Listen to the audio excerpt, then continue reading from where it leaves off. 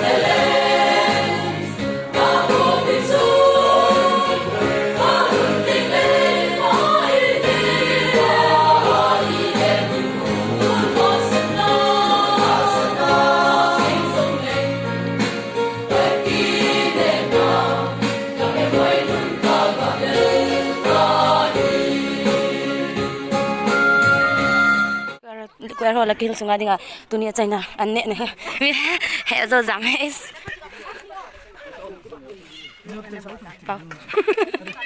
biết không nào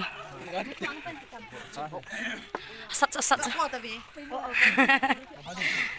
đi anh cái phần này sao đây happy lên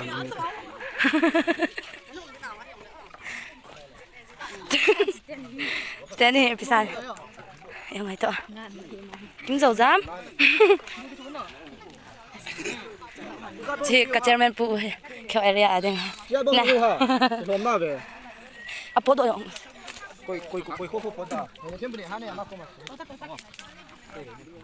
Tuổi chú nằm lệ. Còn khát. Tuổi chú hậu cho nó đòn. Cái này. Cho nên ta. Mà sao kia tùy mua hè. Tùy quan chị ha.